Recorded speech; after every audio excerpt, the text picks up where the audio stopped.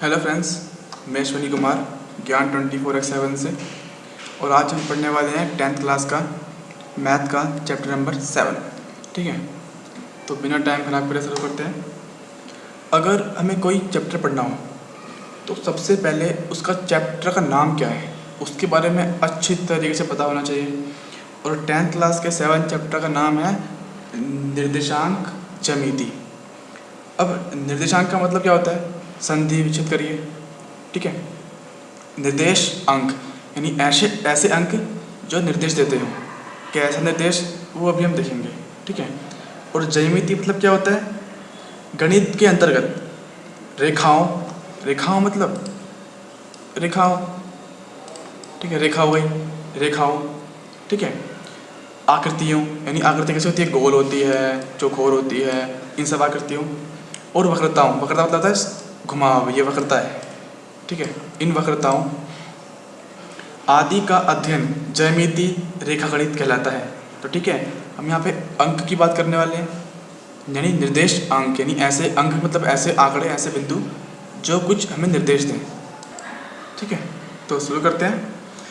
तो सबसे पहली बात, जो आप सामने ग्राफ देख रहे हैं, इस ग्राफ का इस चैप्टर से कोई लेना देना नहीं है आपके एग्ज़ाम के पर्पज़ से, लेकिन समझने के लिए हमको इसकी ज़रूरत पड़ेगी। कैसे पड़ेगी वो मैं भी दिखाता हूँ। ठीक है, अगर मैं बात करूँ इस बिंदु की, ठीक है, ये ग्राफ है देखा होगा, और यहाँ पे y है, यहाँ पे होता है y नेगेटिव, y नहीं y डैश, यहाँ पे होता है x पॉजिटिव, और यहाँ पे x डैश मतलब x नेगेटिव, और होता है y पॉजिटिव। ठीक है, इन सब में बिंदु लिखे हुए हैं, यहाँ से 1 2 3 4 7 तक, यहाँ 7 तक, यहाँ 6 तक, और यहाँ भी 6 तक। ठीक है, शुरू करते हैं। अगर मैं बात करूँ इस बिंदु की, यानी कि इसे बोलते हैं O पॉइंट, तो यहाँ पर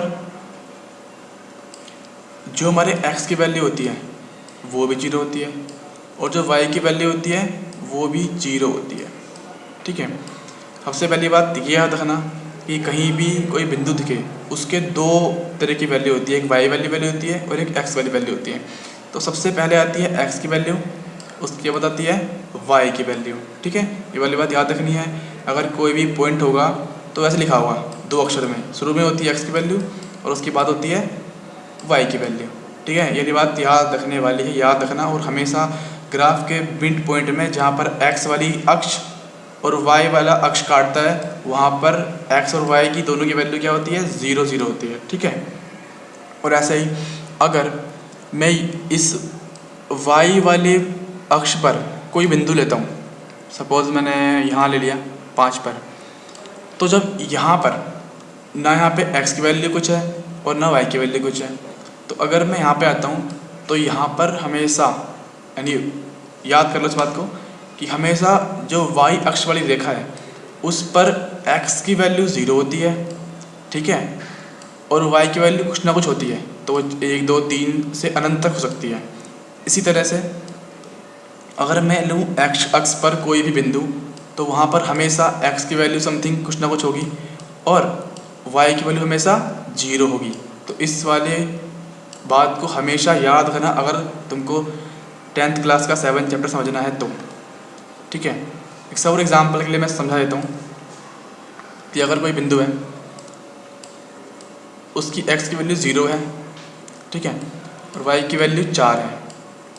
ठीक है, तो मैं अब इसको पुट करता हूँ। कैसे पुट करते हैं कि x मुझे जाना है पहले जहाँ पे x 0 है। अब x 0 कहाँ पर है, x 0 यहाँ पर है। कलर चेंज कर लेते हैं, पेन का चेंज कहाँ से होता है, तो चलो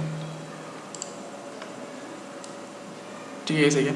ठीक है, तो x की वैल्यू 0 कहाँ पर है, यहाँ पर है ना, यहाँ पर दोनों वैल्यू 0 होती है, और y की वैल्यू 4 कहाँ पे है, यहाँ पर है। तो ये वाला पॉइंट यहाँ बनेगा। ठीक है, ऐसे ही ले लेते हैं ये वाला समझने के लिए। मैंने कोई पॉइंट लिया जहाँ पे x की वैल्यू 4 है और y की वैल्यू 0 है। अब अगेन हमें ऐसे पॉइंट ढूंढना है जहाँ पर पहले x की वैल्यू 4 हो, तो x की वैल्यू 4 कहाँ पर होगी, यहाँ पर होगी, और y की वैल्यू 0 कहाँ हो, इस पूरे पर क्या होती है, y की वैल्यू 0 होती है। इसी प्रकार इस पूरे पे क्या होती है, x की वैल्यू 0 होती है ना। तो इस पूरे तो y की वैल्यू 0 है, तो मतलब कि हमारा ये वाला पॉइंट हो गया, यानी यहाँ पे x की वैल्यू 0, सॉरी x की वैल्यू कुछ समथिंग होगी और y की वैल्यू 0 होगी। उसी प्रकार से यहाँ पर x की वैल्यू 0 और y की वैल्यू वो समथिंग होगी। ठीक है, तो आगे बढ़ते हैं। और हाँ, एक और चीज़ और ये वाली बात समझनी भी ज़रूरी है। तो वो पता लग चुका है कि जहाँ पर x और y काटते हैं वहाँ पर दोनों की दोनों वैल्यू ज़ीरो होती है। ठीक है, एक और बात समझाता हूँ। जैसे मैंने अगर लिया x की वैल्यू कुछ ली और y की वैल्यू कुछ ली, ठीक है, तो ये इस वाले पे और इस वाले पे कहीं भी हो सकते हैं। ठीक है, लेकिन अगर कोई कहता है कि x की वैल्यू भी ज़ीरो है और y की वैल्यू भी ज़ीरो है, तो ऐसा पॉइंट बस एक ही है जो यहाँ पर है। ठीक है, ये वाली बात बहुत ज़्यादा हेल्प करेगी आपको आगे जो चैप्टर में करेंगे 7.123 तक। ठीक है, ओके। अब हम अपना कुछ फॉर्मूले देख लेते हैं जो सिर्फ 7.1, अभी मैं सिर्फ 7.1 के बेसिक रूल्स के बारे में बात करने वाला हूँ, जो ये सिंगल वीडियो देखने के बाद आप 7.1 के सारे क्वेश्चन कर सकते हैं। ठीक है, तो इसमें एक दो फॉर्मूले हैं वैसे बेसिकली जो इसमें इस्तेमाल होते हैं। वो ये है कि एक जैसे दो बिंदु हैं, एक बिंदु हमें यहाँ पे मिला, ये बिंदु कौन सा होगा, 0 और 5, इसकी वैल्यू कितनी होगी, 0 और 5। और मान लिया कि नेक्स्ट बिंदु हमें यहाँ मिलता है, तो इसकी वैल्यू कितनी होगी। अब इस बिंदु पर x की वैल्यू कितनी है, यानी यहाँ पर आना चाहिए। ठीक है, x तो ठीक है, मान लिया मैंने 5 है x की वैल्यू। ठीक है, और यहाँ पर y की वैल्यू कितनी है, यानी वो यहाँ आना चाहिए। तो जो इन दोनों को काटेगा, ठीक है, वहाँ पर मानेंगे बिंदु वो वहाँ पर होगा। ठीक है, तो यहाँ पर इसकी वैल्यू y की वैल्यू कितनी है, 1 है। ठीक है, तो अब एक फॉर्मूला ऐसा है जो इन दोनों बिंदुओं के बीच की दूरी निकालता है। ठीक है, बेसिकली हमें 7.1 पूरी 7.1 में बस हमें यही करना है, बिंदुओं के बीच की दूरी निकालनी है। ठीक है, तो उसका एक फॉर्मूला बताऊंगा मैं, उससे करना है।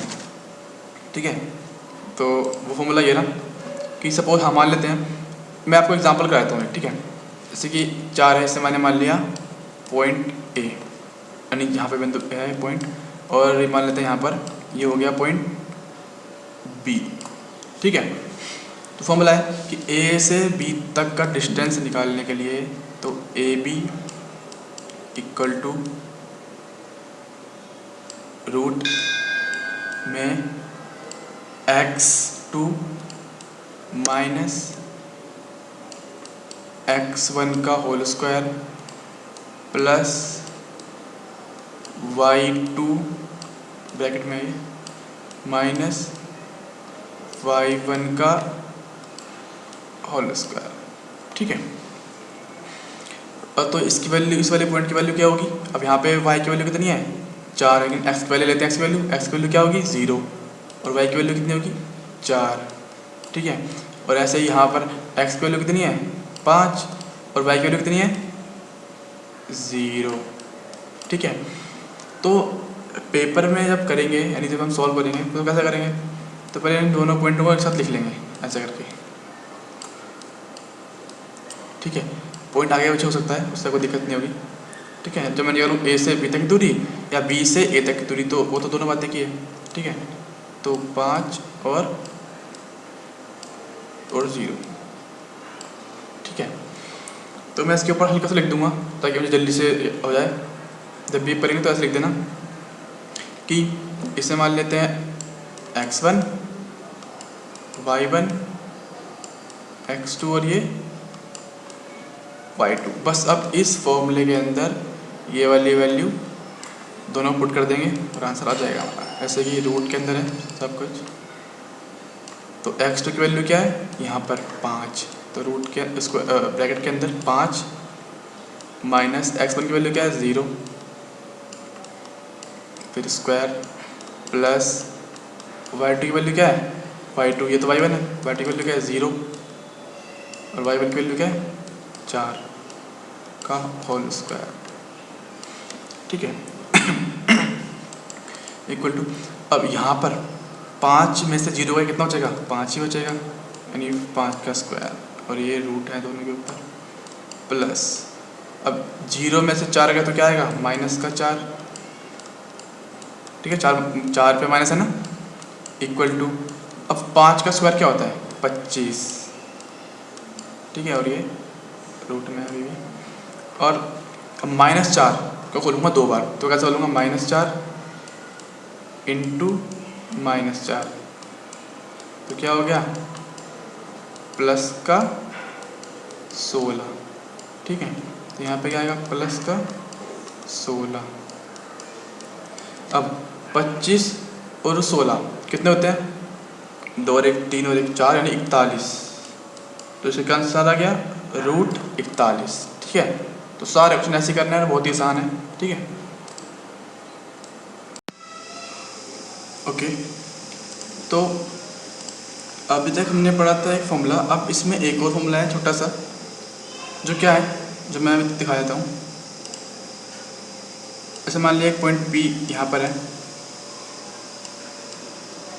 ठीक है, मान लिया यहाँ पर है, तो यहाँ पर y की वैल्यू क्या होगी 6 और यहाँ पर x की वैल्यू क्या होगी 4, तो x की वैल्यू लिखते हैं पहले, तो 4 और 6, ठीक है।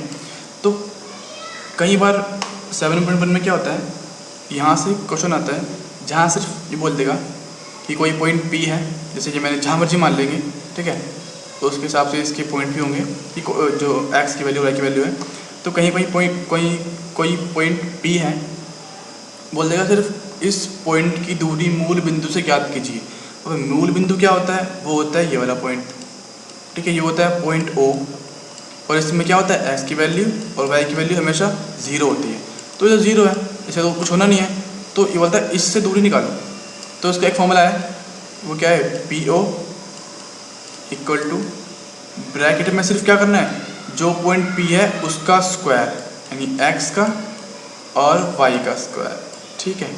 तो x की वैल्यू कितनी है 4 का स्क्वायर कितना होता है 16, और ये 6 6 36, यानी 6 का स्क्वायर कितना होता है 36।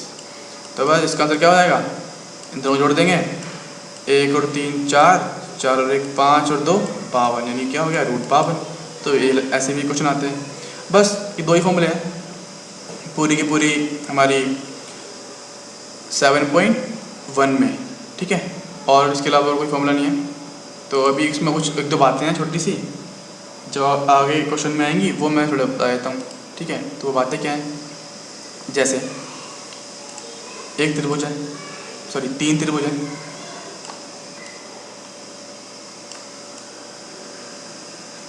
ठीक है। अब यहाँ पर क्या बोलता है कि कोई 3 बिंदु देगा, 3 बिंदु कौन से, एक बिंदु यहाँ होता है, एक बिंदु यहाँ होता है, एक बिंदु यहाँ होता है, ठीक है।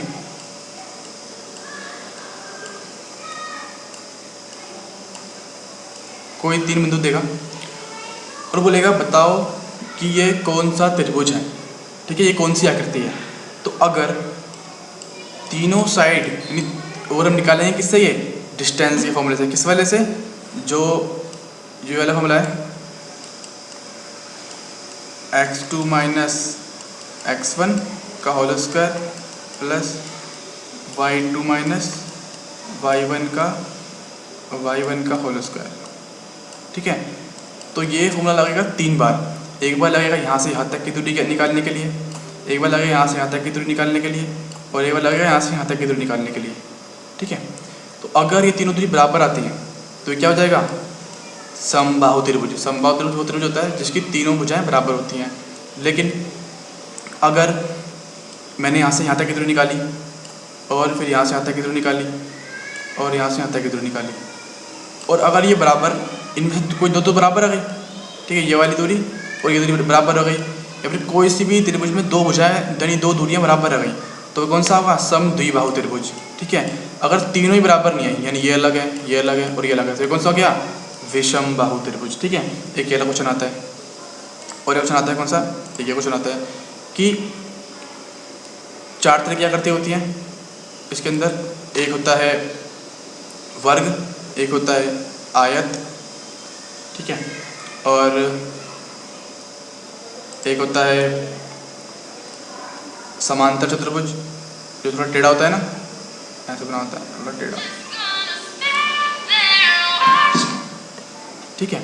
और इसके बाद एक होता है समचतुर्भुज जो होता है ऐसे, जिसकी दोनों आमने सामने की भुजा बराबर होती है लेकिन समांतर नहीं होती।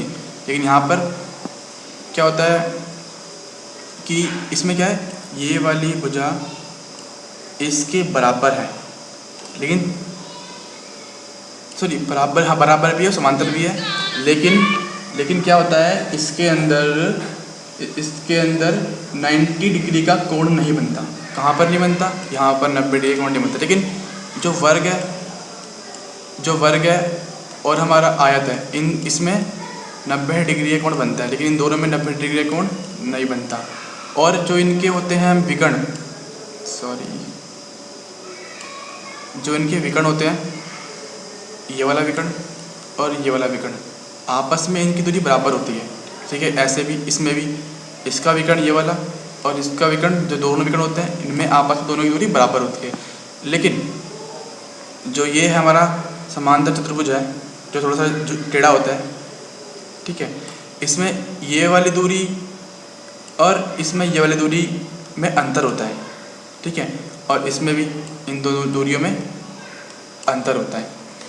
ठीक है, तो होता कैसे है कि इसमें भी 4 बिंदु देगा। एक बिंदु यहाँ पर होगा, ठीक है, एक बिंदु यहाँ होगा, एक यहाँ पे, एक यहाँ पर। ठीक है, चारों कोनों पे, चारों जो चतुर्भुज मैंने बनाए हैं उनमें बिंदु होगा चारों कोनों पर। अगर मैंने यहाँ से इन दोनों बिंदु के बीच में एक डिस्टेंस का फॉर्मूला लगाया और इसमें इन दोनों के बीच में लगाया, इन दोनों के बीच में लगाया और इन दोनों के बीच में लगाया, अगर ये दोनों यानी चारों जो डिस्टेंस के फॉर्मूले लगाए मैंने, अगर ये चारों बराबर आते हैं, ठीक है, तो या तो ये वर्ग होगा या फिर सम चतुर्भुज होगा। ठीक है, इन दोनों में से कोई एक हो सकता है। अब इसके बीच में अंतर कैसे निकाला जाए? वो निकालेंगे ऐसे कि अगर मैं इस विकर्ण को इन दोनों विकर्ण के बीच में लगाऊं, डिस्टेंस वाला फॉर्मूला, और इन दोनों विकर्ण के बीच में लगाऊं, अगर दोनों बराबर आते हैं तो ये वर्ग होगा, अगर दोनों बराबर नहीं आते तो ये सम चतुर्भुज होगा। ठीक है, ये लिए बात याद रखनी है, सम चतुर्भुज होगा। और ऐसे यहाँ पर अगर मैंने यहाँ से यहाँ तक के बिंदुओं में डिस्टेंस का फॉर्मूला लगाया और यहाँ से यहाँ तक लगाया और फिर यहाँ से यहाँ तक, फिर यहाँ से यहाँ तक, और ये दोनों बराबर आ गए आमने सामने के और ये दोनों बराबर आ गए आमने सामने के, तो या तो ये आयत हो सकता है या समांतर चतुर्भुज हो सकता है। ठीक है, अब इन दोनों के बीच में कैसे अंतर करेंगे? अंतर ऐसे करेंगे, फिर से वही कि इसके जो विकर्ण है इन दोनों में लगाऊंगा मैं डिस्टेंस का फॉर्मूला। अगर दोनों बराबर आते हैं विकर्ण तो ये क्या होगा? आयत होगा। बराबर नहीं आते हैं तो ये क्या होगा? समांतर चतुर्भुज होगा। ठीक है, और एक मिनट हो रहा है समदुरुस्त। समदुरुस्त क्या होता है कि अगर मैंने लाइन बनाई, ठीक है, ये बिंदु और ये बिंदु, दो बिंदु हैं। अब कैसे बोलता है 7 पॉइंट में? ऐसे बोलता है कि इनके बीच में कोई बिंदु है, ठीक है, ये बिंदु इस बिंदु से और ये बिंदु इस बिंदु से आपस में क्या है? समदुरुस्त है, मतलब समान दूरी पर है। तो यानी डिस्टेंस इनके बराबर है, यानी इन दोनों बिंदु में डिस्टेंस का फॉर्मूला लगेगा और इन दोनों बिंदुओं में डिस्टेंस का फॉर्मूला लगेगा और इनको रख देंगे आपस में बराबर, क्योंकि इनका डिस्टेंस बराबर है ना। तो यही है बस इसके अंदर, और कुछ इससे ज़्यादा नहीं है। बाकी मैं सॉल्यूशन करवाऊँगा 7 पॉइंट के पूरी एक्सरसाइज करवाऊँगा। ठीक है, अब तक के लिए इतना देखिए, और समझ में ना आए तो कमेंट करके जरूर बताना। ओके।